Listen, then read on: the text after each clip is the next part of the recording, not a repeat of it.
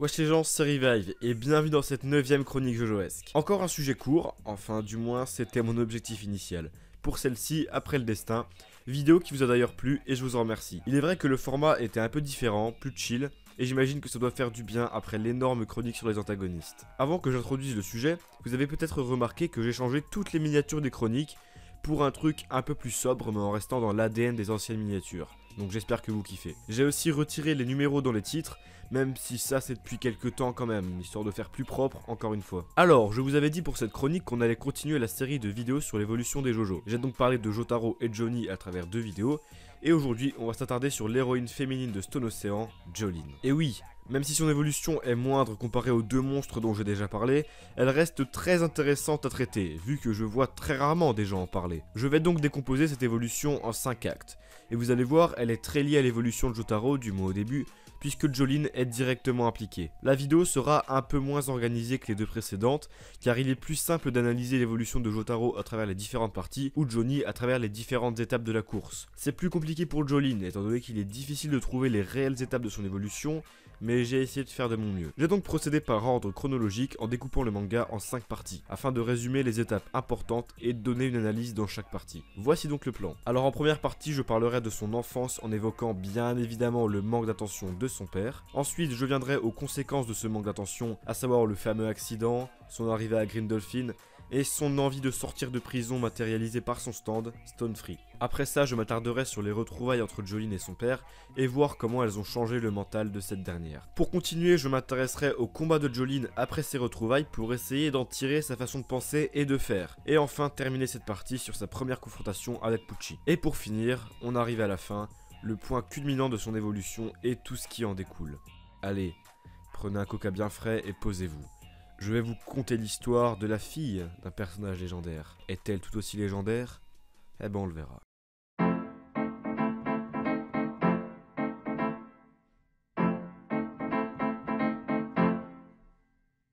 Jolyne Kyujo, résultat de l'union entre Jotaro Kyujo et une femme américaine, naît en 1992. Son enfance est marquée par une très bonne relation avec sa mère, mais un gros manque d'attention de la part de son père. Et oui, ce dernier est quand même l'un des Stardust Crusaders, et son travail dans la biologie marine l'invite donc logiquement à beaucoup voyager, et à être souvent absent. Vous vous en doutez, cet absentéisme causera de nombreux problèmes. Déjà, il n'était pas là lorsqu'elle était prise d'une grosse fièvre étant petite, et c'est donc sa mère qui a dû s'en occuper, tant bien que mal. Mais c'est loin d'être le pire. Un jour de ses 14 ans, elle trouva par chance un portefeuille par terre. Forcément, elle le prit.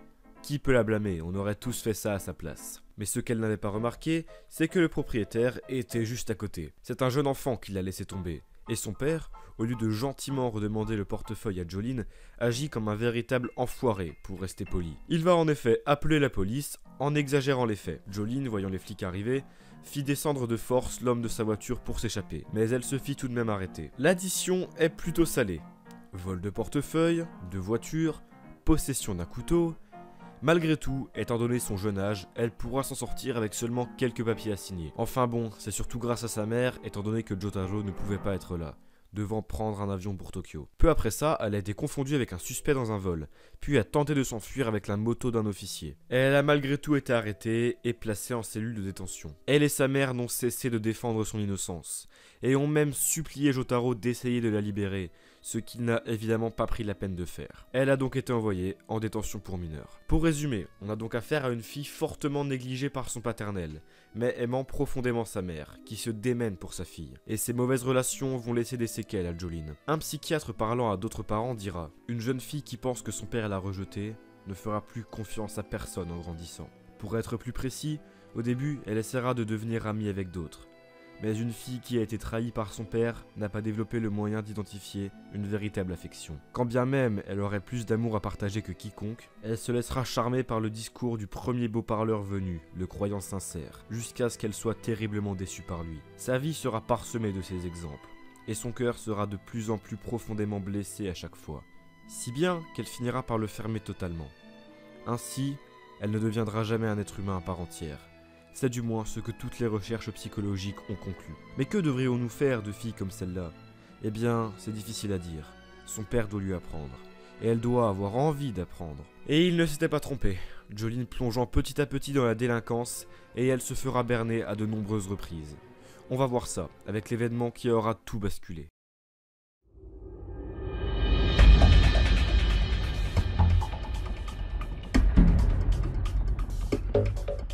Jotaro a fini par divorcer de sa femme.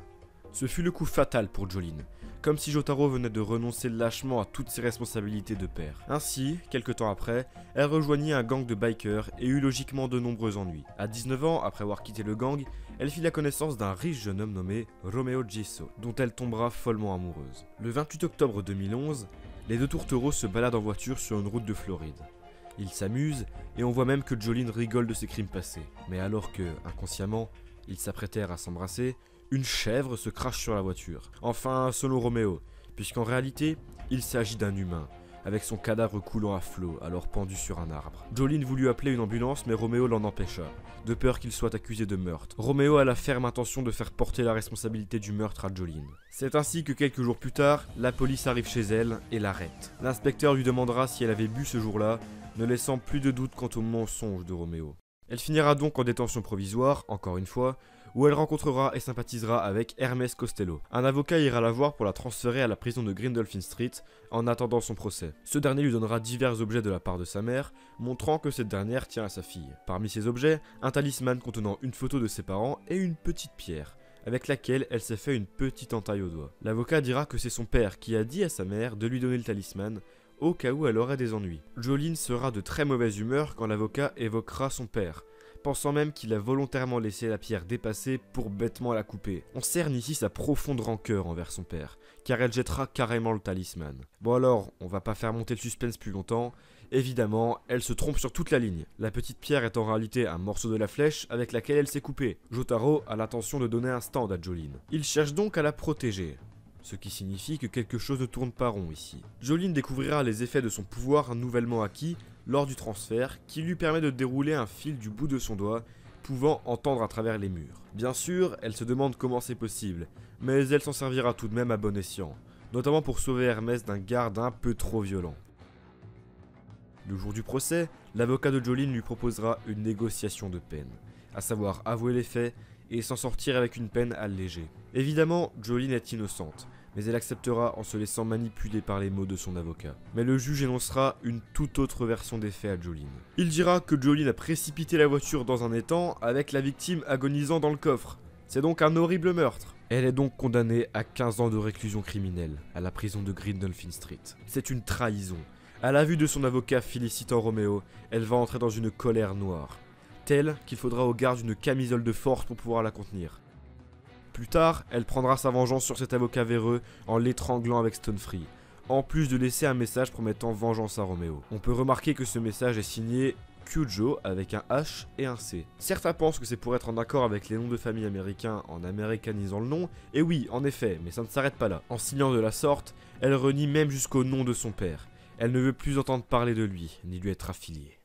Suite à ça, elle rejoindra sa cellule et rencontrera sa colocataire, Guess. Il s'avère que cette dernière est une manieuse de stand, ayant le pouvoir de rapetisser ses ennemis, et en fera voir de toutes les couleurs à Jolene. Guess profitera de la taille réduite de Jolene pour essayer de s'échapper. Elle va donc l'envoyer passer derrière un grillage, mais elle finira bloquée dedans, son corps reprenant petit à petit sa taille initiale. En voyant le stand de Guess apparaître, elle fera forcément le lien avec son pouvoir, et arrivera à donner une forme humanoïde à son stand, en rassemblant ses fils.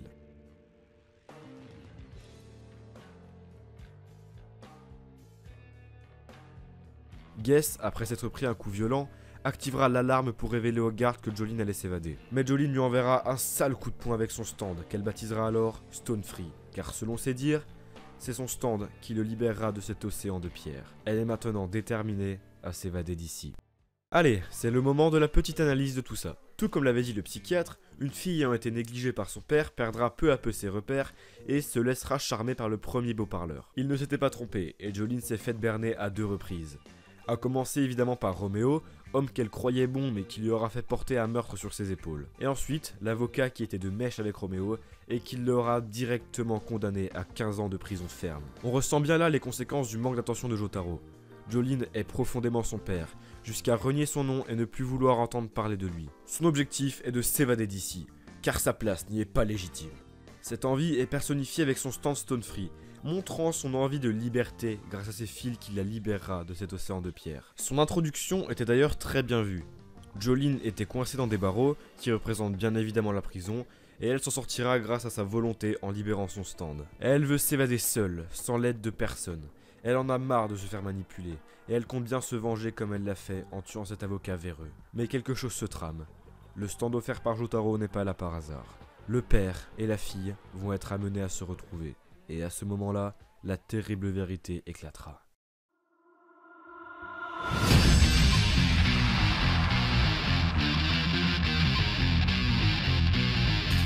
Peu après son combat contre Guess, on va annoncer à Jolene qu'elle recevra une visite le lendemain, à midi. Alors apparaît un enfant nommé Emporio, qui la mettra en garde. Elle ne doit pas se rendre à la visite de demain, où elle ne sera pas la seule à qui il arrivera des choses bien pires que la mort. Ces mots étranges vont donner une certaine appréhension à Jolene, et ce n'est pas sans crainte qu'elle ira rencontrer cette personne mystérieuse. En réalité, alors qu'elle s'attendait à voir sa mère, c'est son père, Jotaro, qui est venu lui rendre visite. Mais cette visite n'est pas sans objectif. La première chose que Jotaro dira à Jolene sera de lui demander si elle possède toujours son pendentif. Sous-entendu, a-t-elle obtenu son stand? Il dira aussi qu'il est là pour la faire sortir. Jolene ne va évidemment pas apprécier les retrouvailles avec son paternel. Ce dernier va lui révéler une vérité effroyable. En réalité, c'est un ami de Dio, Jangalia, qui a endoctriné Romeo et mis en scène l'accident pour faire atterrir Jolene en prison. Son but?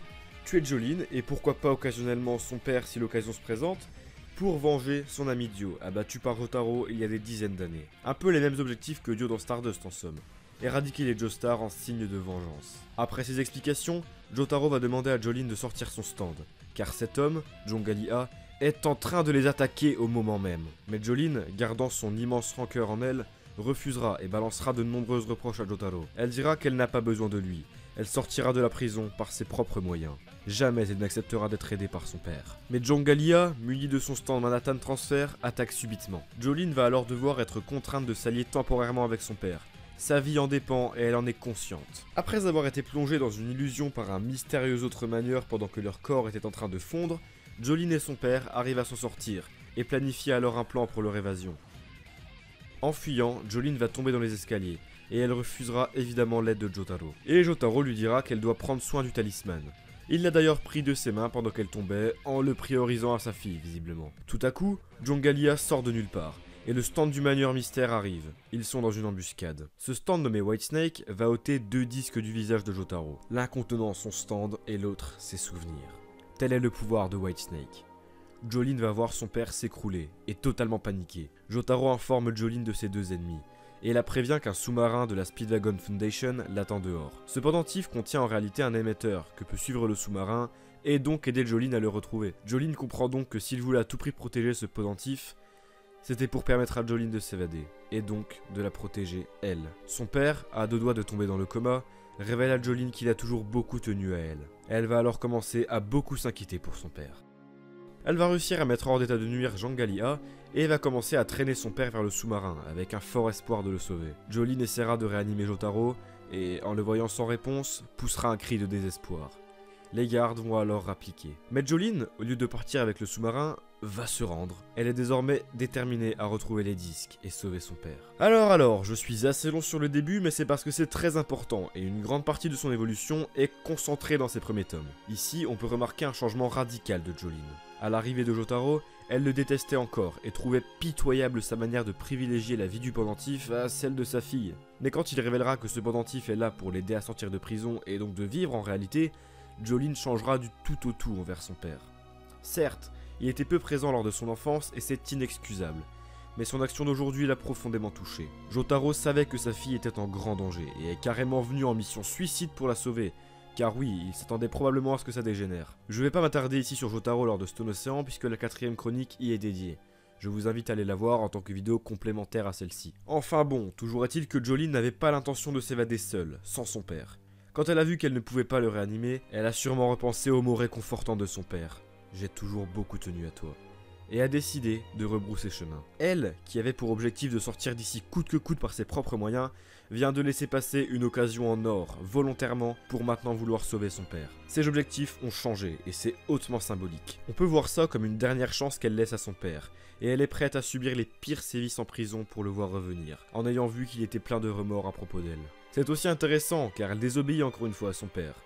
Il a tout fait pour qu'elle s'évade seule, mais Jolyne a refusé. Cela montre d'une certaine façon qu'elle ne veut toujours pas se faire guider par son père et veut toujours être libre de ses actions. Mais cette fois-ci, c'est en faveur de son père. Je trouve ça très fort comme évolution et comme revirement, et ce, dès le début de Stone Ocean. Il est temps de voir comment va se passer le sauvetage de son père.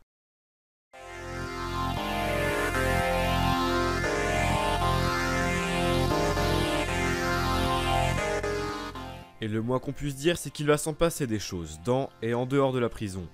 Emporio avait prévenu Jolyne. Il va y avoir beaucoup de combats dans cette étape, je vais pas tous les détailler car je ne considère pas ça utile.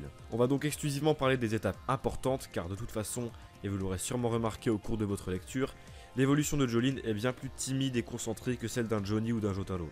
Enfin bref. Jolyne va s'allier avec Hermès et combattre Foo Fighters, un plancton censé garder les disques récupérés par Whitesnake. Stand, qui vous le savez, appartient au prêtre de la prison, Enrico Pucci. Jolyne va réussir à récupérer le disque Stand contenant Star Platinum et fera confiance à Foo Fighters en lui remettant pour que ce dernier le cache en lieu sûr. Foo Fighters va aussi révéler à Jolyne que Pucci veut le disque de Jotaro pour trouver dans ses souvenirs une information utile pour réaliser son plan, à savoir atteindre le paradis, tout ça. C'est d'ailleurs intéressant de remarquer que Jolyne fait immédiatement confiance à Foo Fighters, alors qu'il tient tout de même une partie de la vie de son père entre ses mains. On voit donc qu'il reste les séquelles du manque d'attention de Jotaro, à savoir la confiance aveugle de Jolyne. Mais bon, pour le coup, Foo Fighters c'est le best plancton, donc Jolyne a bien fait de lui faire confiance. Ensuite aura lieu un combat contre Marilyn Manson. On verra bien dans ce combat basé sur le jeu que comme son père, Jolyne a une grosse paire, d'ovaires pour le coup, et n'hésite pas à mettre des coups de pression en faisant monter la mise. Elle possède aussi un sang-froid à toute épreuve, et on voit une fois de plus qu'elle est ultra déterminée quand il s'agit de sauver un proche. La prochaine mission de Jolyne sera de retrouver l'hélicoptère de la fondation Speedwagon au jardin intérieur de la prison pour leur remettre le disque Stand. Emporio lui donnera un allié en la personne de Weather Report, amnésique, qui se révélera être le frère de Pucci par la suite. Le duo marchera plutôt bien lors du combat contre Jumping Jack Flash, avec une confiance mutuelle et des plans efficaces. Weather dira à Jolyne qu'elle risque 6 mois de plus pour tentative d'évasion avec violence. Mais elle s'en fiche.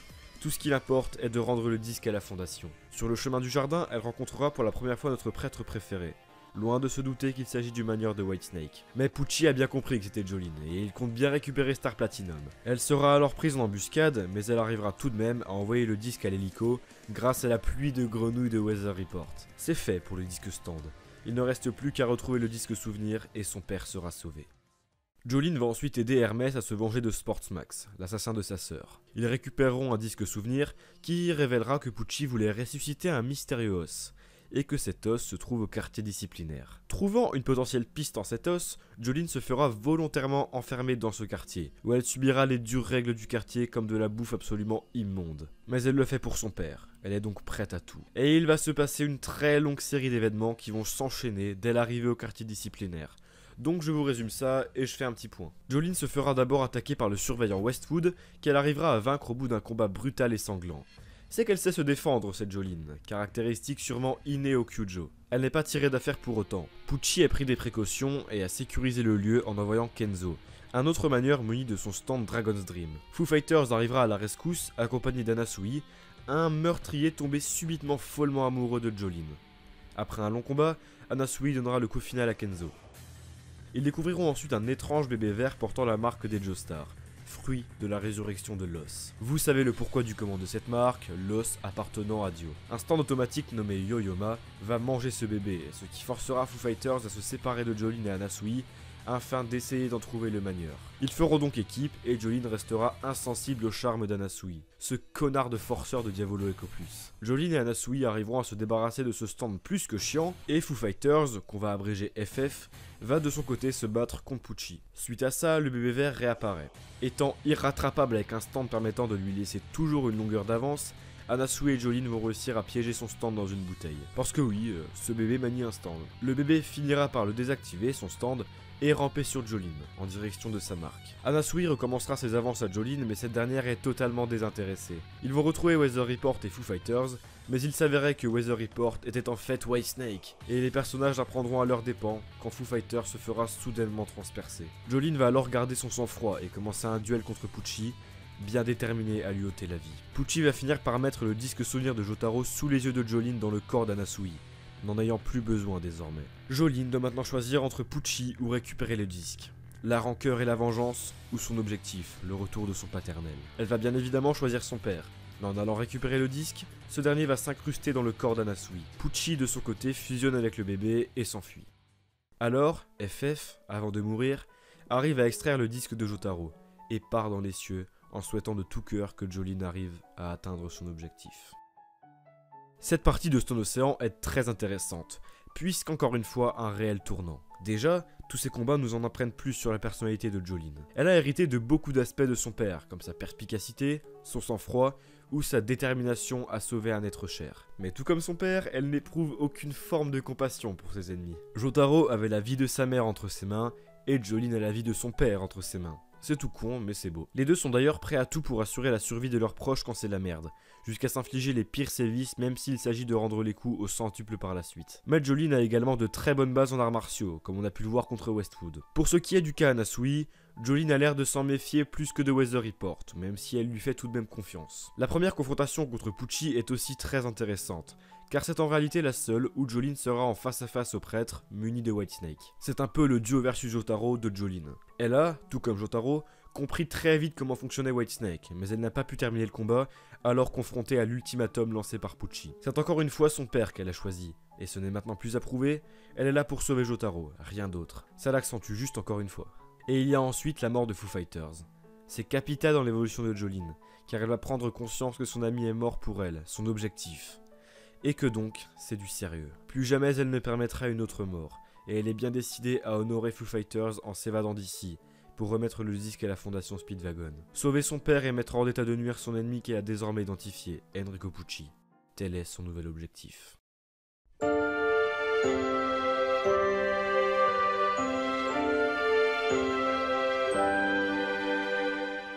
Mais avant ça, petit retour en cellule pour Jolene, et ce au niveau 4.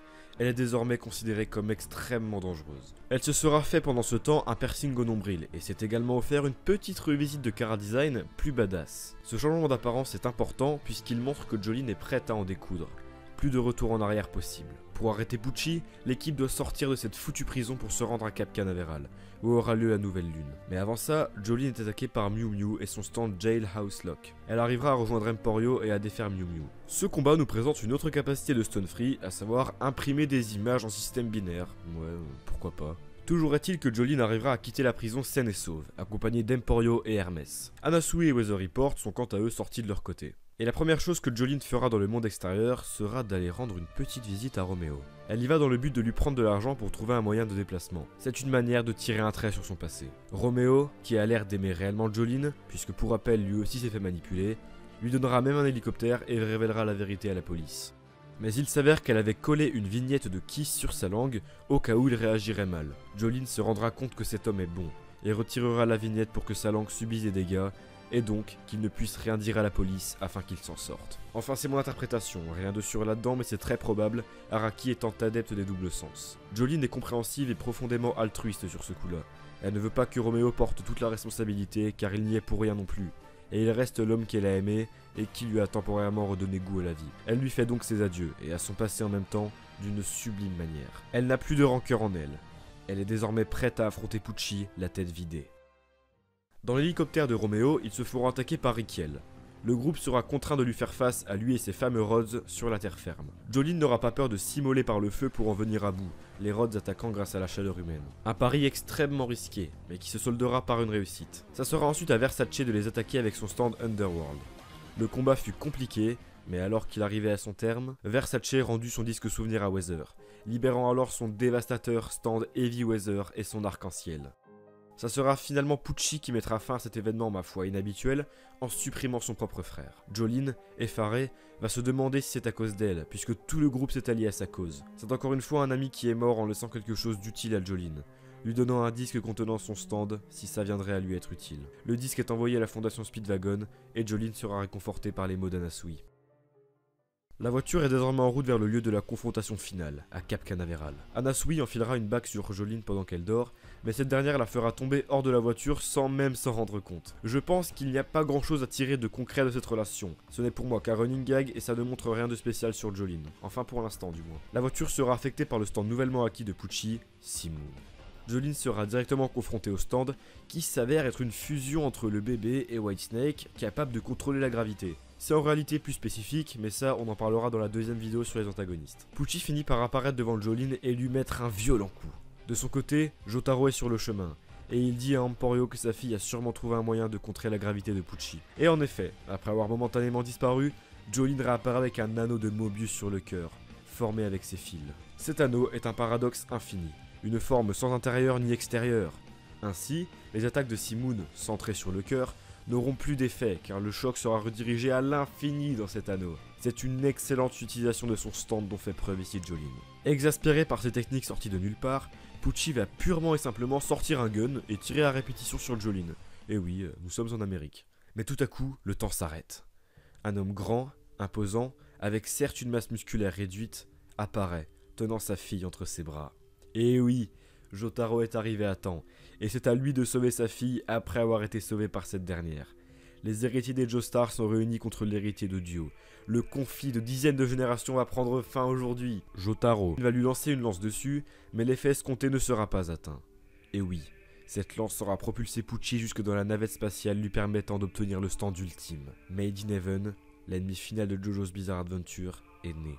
Et ce, grâce ou à cause de Jotaro. C'est la merde, et le temps va s'accélérer de plus en plus, mettant le monde entier à mal. Vous connaissez Made in Heaven, l'objectif final de cette accélération étant la création d'un nouvel univers. Pour toute question par rapport à la fin de Stone Ocean, je vous invite à aller voir ma vidéo sur le sujet. Le groupe est maintenant soudé contre cet ultime ennemi, mais le prêtre est définitivement trop fort, inatteignable, au-delà même des limites du raisonnable. Anasui va cependant proposer un plan, voulant faire encaisser le coup à son stand, Diver Down. Jolene dira à Anasui qu'il est autorisé à faire sa demande après ça, car son idée est bonne. C'est la première fois qu'elle prête attention aux avances d'Anasui. Toute l'équipe va se retrouver en pleine mer, et le plan d'Anasui ne fonctionnera pas. Pucci va tuer, tour par tour, toute l'équipe. À commencer par Anasui en se servant de Jolene, puis Jotaro, puis Hermès. Jolene ne montre plus aucune émotion. Tout ce qui compte, c'est de protéger le dernier en vie, à savoir Emporio. Jolene est très affaiblie, et va dire à Emporio qu'il est leur dernier espoir. C'est sûrement dans le désespoir le plus total qu'elle dit ça, mais elle a tout de même une immense confiance aveugle en Emporio, vu que de toute façon, il ne reste plus que lui. Elle va l'emmener en lieu sûr grâce à un dauphin, qui pour moi représente Jotaro, qui est là jusqu'au bout pour aider sa fille à combattre la lignée de Dio. Puis, Jolene dira qu'elle ne peut pas l'accompagner, car Pucci sent les Joestar. Elle va lancer un dernier assaut qu'elle sait inutile contre Pucci, mais qui sera utile rien que pour laisser une seconde d'avance à Emporio. Elle ne sera pas épargnée par Pucci, et mourra à son tour. La suite vous la connaissez, Emporio utilisera dans le nouvel univers le disque de Weather Report légué par Jolene pour tuer Pucci. Et oui, à la manière de Josuke, ce n'est même pas le Jojo de la partie qui termine le méchant, mais c'est bien grâce à Jolene qu'il l'a fait, cette dernière ayant lancé le plus risqué de tous ses paris avant de mourir. Cela montre bien que cela devait être quelqu'un d'extérieur à ce conflit opposant Dio à la famille Joestar, qui devait le conclure une bonne fois pour toutes, même si c'est avec l'aide d'un Joestar. Cette aide des Joestar est d'ailleurs représentée par le dauphin représentant Jotaro et les papillons, symbole de Jolene. Et même si Irene existe, la Jolene que l'on connaît bien est morte, donnant sa vie pour terminer ce conflit intergénérationnel. D'ailleurs, le fait que Jolene s'appelle Irene et non pas Jojo dans le nouvel univers montre selon moi que la lignée maudite des Joestar ne l'est plus, s'étant enfin libéré de Dio. Et voilà, le moment de l'analyse finale est arrivé. Pour ne rien vous cacher, cette vidéo était extrêmement compliquée à écrire, et ce pour une raison. Je pense que vous l'avez remarqué, Jolene est loin d'être le Jojo qui évolue le plus. Elle a certes un caractère et une façon de penser que je trouve très intéressant, mais en termes d'évolution, c'est en réalité très focalisé sur certains passages, et ce n'est pas un personnage qui évolue constamment comme Johnny. Alors, j'ai essayé de décomposer cette évolution en les 5 étapes qui me paraissent les plus cohérentes. J'ai réussi à en tirer tout de même quelque chose, que voici. Déjà, son adolescence, marquée par l'absence de son père qui l'aura amené à faire de la délinquance légère et un tour en détention pour mineurs. Ici, elle est victime de la situation et n'y peut réellement rien. Ensuite, le début de son âge adulte qui représente les conséquences de l'absence de Jotaro sur son mental. Ainsi, elle se fera manipuler et atterrira en prison pour de bon. Et elle aura une forte envie de se venger une fois rendu compte de cette manipulation, en tuant l'avocat et voulant s'évader de cette prison où elle n'a pas sa place. Elle déteste profondément son père et ne veut surtout pas en entendre parler. Elle est maintenant actrice, se rend compte des conséquences qu'a laissé le manque de son père et compte bien regagner sa liberté sans l'aide de personne. Troisième étape, elle retrouve son père et change du tout au tout en apprenant que c'est en réalité son père qui est la victime de ce complot et que ce dernier l'aime profondément, jusqu'à même donner sa propre vie pour que Jolene puisse s'évader. Jolene, ayant vu en quelque sorte son père mourir devant ses yeux, le pardonne et jure de le sauver à son tour. Elle ne veut désormais plus s'évader sans son père, ce qui réfute d'ailleurs les ordres que Jotaro lui a donnés. Cette fois-ci, elle désobéit encore à son père, mais c'est pour lui. Je trouve que cette étape est la plus intéressante et réussie. Ce changement de mental et d'objectif en se rendant compte que son père et toute sa famille est victime d'un complot depuis des dizaines d'années, c'est très fort. Après ça, Jolene se fait de nouveaux amis en prison pendant qu'elle recherche activement le disque de son père. C'est dans cette partie qu'on se rendra compte qu'elle possède beaucoup de traits de caractère similaires à son père, comme sa détermination, sa capacité à prendre sur soi quand il s'agit de sauver ses proches, son sang-froid, ou encore son énorme père. La détermination de Jolene sera accentuée quand FF mourra, où Jolene se rendra compte que son objectif a fait des morts, des gens qui sont morts pour elle. Elle se rend alors compte qu'elle a un devoir pour sauver sa famille, et peut-être même le monde, à savoir tuer Enrico Pucci. Et la dernière étape qu'on vient de voir, où Jolene est plus déterre que jamais. Elle ira déjà faire ses adieux à Romeo en lui évitant d'aller en prison, qui montre qu'elle n'a plus aucune rancune envers lui. Son passé est définitivement derrière elle.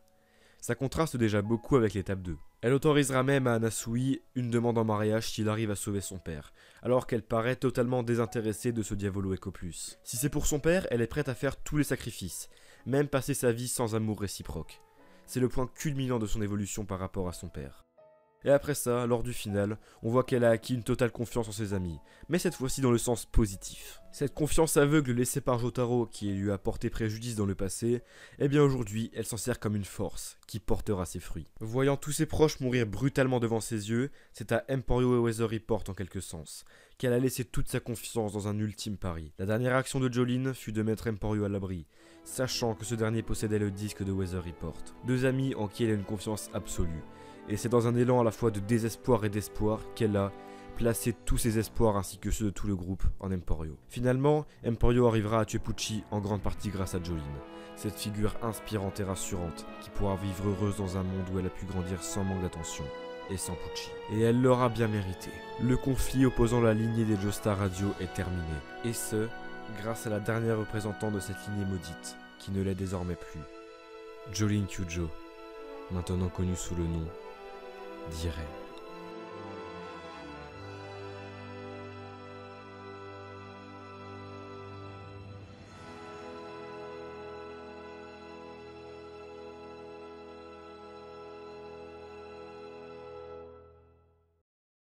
Et bien voilà, si j'ai réussi à vous faire un petit peu plus apprécier le personnage de Jolene, ou rien que vous faire lâcher un petit frisson à la fin, mon objectif est réussi. Cette chronique jojoesque est maintenant terminée, merci de l'avoir regardée en entier. C'est une chronique qui m'a demandé un travail aussi gros que la chronique sur les antagonistes, alors que de base c'était évidemment pas prévu pour que ça soit comme ça. J'avais annoncé 2 chroniques petites en attendant la vidéo sur les antagonistes partie 2, et au final cette vidéo s'est transformée en la deuxième vidéo la plus ambitieuse de ma chaîne. Je ne m'attendais absolument pas à ça. Et j'espère qu'elle ne dure pas trop longtemps parce que je remplis ou quoi. J'espère que j'ai pas dit trop de trucs alors que j'aurais pu passer certains détails. Je pense juste que c'est mon écriture qui a évolué et j'espère que cette vidéo vous aura plu. J'ai vraiment envie de voir vos retours en commentaire. Me dire si vous préférez quand je traite les évolutions des JoJo comme je l'ai fait avec Jolene ou comme je l'ai fait avec Jotaro. Ou comme Johnny qui est un juste milieu finalement entre les deux. J'ai envie de voir vos avis, voilà, puisque c'est une vidéo dont je suis plutôt fier, on va pas se mentir. C'est une vidéo qui aurait été un petit peu compliquée à enregistrer parce que j'étais un petit peu malade, oui c'est probablement ce que vous pensez. Mais maintenant, Hamdoullah, ça va. En tout cas, ça y est, j'ai sorti les 2 vidéos que je voulais sortir avant la vidéo sur les antagonistes partie 2, qui risque, du coup vous l'avez sûrement compris, d'arriver un petit peu plus tard que prévu, puisque cette vidéo n'était pas du tout censée faire la durée qu'elle fait. Alors du coup, je vais venir un petit peu à ce qui va se passer par la suite. Je compte déjà faire pour les 1 an des chroniques jojoesques, les 1 an de la sortie de la première chronique, une vidéo FAQ exclusivement focalisée sur les chroniques jojoesques. Je vous invite déjà à me poser des questions en commentaire de cette vidéo là, même si je referai une vidéo en temps voulu, et parler un petit peu, faire un petit bilan sur les chroniques que j'ai pu sortir, et parler un petit peu de la suite des chroniques, parce que j'ai vraiment besoin de faire un point, de parler avec vous, j'ai beaucoup de choses à dire. Donc du coup ça sortira je pense le 17 ou 19 mai, je sais plus, la date d'anniversaire de la première chronique tout simplement. Et je pense que la chronique sur l'antagoniste partie 2 sortira après celle-là. Donc pour les antagonistes partie 2, je compte faire un petit truc un peu plus ambitieux, j'ai quelques petites idées en tête. Ne l'attendez pas, je pense avant fin avril ou juin, alors ça va mettre un petit peu de temps, je suis désolé. Mais là je pense que cette vidéo là aura su contenter votre attente, du moins je l'espère, c'est mon but. Donc voilà, sur ce je vais pas m'attarder plus, la vidéo dure déjà assez de temps, j'espère que vous l'avez kiffé, n'hésitez pas à la partager puisque cette vidéo là est vraiment extrêmement importante pour moi vu qu'elle est longue et j'en suis plutôt content encore une fois. Donc voilà, sur ce je vous souhaite une bonne journée, une bonne soirée et puis je vous dis à la fois prochaine et n'oubliez pas, Jojo c'est la vie. Ouais.